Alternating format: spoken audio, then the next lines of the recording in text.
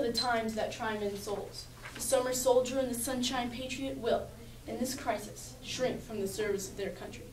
But he that stands by it now deserves the love and thanks of man and woman. Tyranny like hell is not easily conquered, and yet we have this consolation with us, that the harder the conflict, the more glorious the triumph. What we obtain too cheap, we esteem too lightly. Dearness only gives everything its value, and heaven knows how to put a proper price upon its goods. And it would be strange indeed if so celestial an article as freedom should not be highly rated. Thomas Paine, an author, pamphleteer, intellectual, radical, inventor, revolutionary, and one of the founding fathers of the United States. Patriotism is undeservingly and unfortunately underrated in America, but nonetheless is still vital for our growth as a nation. We, as a nation, need to be patriotic. Today I'm looking at these 3 points. How bad is the current state of America patriotically? What truly is patriotism? Are there benefits to being patriotic? It will not be an easy fight to transform America and turn our country into a patriotic one. But according to Thomas Paine, the harder the crisis, the greater the rewards. Patriotism is important, but unfortunately, America is not a very patriotic country right now. We take our freedoms for granted and do not hold on to the values of the founding fathers. One way in which we see that our country is not very patriotic is the school system. Our schools are not bringing up patriotic Americans.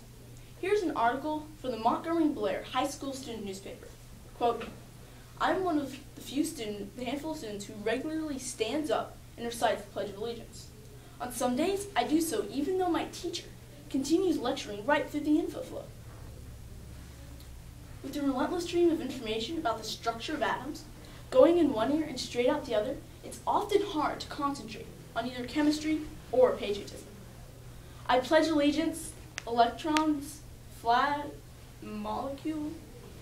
What a riot. It pains me to see that for the most part, kids who do not stand up for the pledge do so less because of conviction and more because of straight-up laziness. Unquote. Really, teachers lecturing during the Pledge of Allegiance? That is ridiculous, but unfortunately true. Just goes to show that we are not a very patriotic country. And can we expect an unpatriotic school system to breed a patriotic generation? I'm afraid not. We live in a great country. Our great country is the center of liberty. We have the greatest religious freedom, the greatest freedom to shape our lives, the greatest equality and standard of living. Our country is a great country. And yet, due to a self-absorbed culture that takes these liberties for granted, it is deteriorating. Listen to this perspective by Eva Paz, an immigrant from Germany who had these words to say regarding her citizenship oath of allegiance ceremony at Faneuil Hall. Quote, maybe on that sunny morning in Faneuil Hall, we did not hear about the importance of a more active citizenship, because liberty and justice and the right to dissent are to be taken for granted. But I don't think so. We live in a country where most people know more about the Simpsons than the Constitution, and when some regard dissent as the nemesis rather than the essence of democracy. Unquote. America is in a state of patriotic deficiency. We take our liberties for granted. This is a major problem. To solve this difficult problem that our nation faces, we must truly understand what patriotism is. Patriotism is a love and deep devotion to one's country. Not the government, but the country. The country, the people of that country, and the values that brought and hold that country together. As Lawrence W. Reed, president of the Foundation for Economic Education, said, I subscribe to a patriotism rooted in the ideas that in turn gave birth to a country. I am a patriotic American because I revere the ideas that motivated the founders and compelled them, in many instances, with their lives, fortunes, and sacred honor on the line. Unquote. We must revere or honor these ideas, but I would add, protecting, defending, guarding, upholding, safeguarding, advancing, furthering, and promoting. That is patriotism. It's not blindly following government, for dissent is at the core of democracy. Yet it is not anarchy, for the Constitution says, to form a more perfect union, or the Declaration of Independence says, to form a more perfect union, establish justice, and ensure domestic tranquility.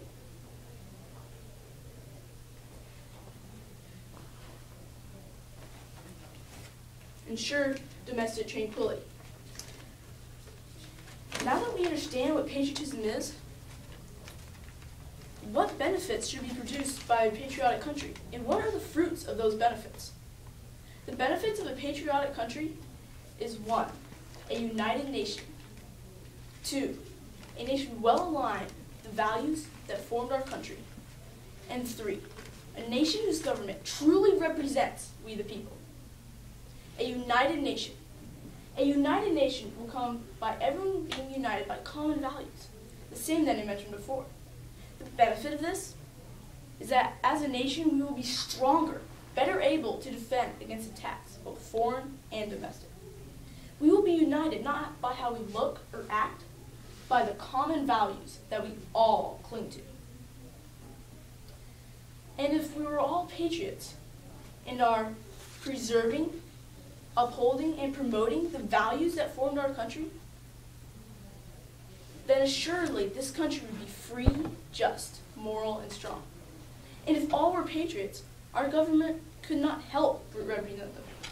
No elected official would dare to double process, knowing that if they did, they would not hold office for long. The benefit of this is that the government of America would truly represent we the people, and could not misrepresent us. All these great fruits and benefits would make and keep America strong, truly a city on a hill, as our founders sought for it to be. The problem at this point is that these benefits come when America is patriotic, which it is not. So how do we achieve them? Well, it starts with a few reaching others who reach others, and spread the ideals of patriotism throughout the nation. In conclusion, we have seen that America is backslid at patriotism. Patriotism is preserving, upholding, and promoting the values that our founders held and that formed our country. And that if, as a nation, we are patriotic, then we will be a city on a hill governed by we the people. As Ronald Reagan said, above all, we must realize that no arsenal or no weapon in the arsenals of the world is so formidable as the will and moral courage of free men and women. Unquote. We have potential for a great weapon, that of a united, patriotic America. Will we realize this potential? It will take standing against the odds and perseverance to transform our country. I have decided to take a stand. Will you? If you answered yes, here are a couple points on which action should be taken. 1, the school system. Our school system is not bringing up patriotic Americans. It disregards our founding values. How do we solve this? We can start with meeting and talking with teachers, and also voting for and lobbying with the State Board of Education, which makes many curriculum decisions and runs many aspects of our schools.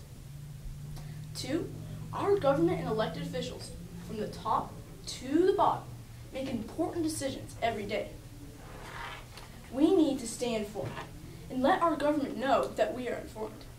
They should feel us breathing down their necks. I know that you've heard this before, but now that you've heard it again, I trust it will rise up on your priority list, taking precedence over the many insignificant things we can all weed out of our lives. And last but not least, we as Americans must be spreading the ideals of patriotism to our friends, our family, and our country. Thank you.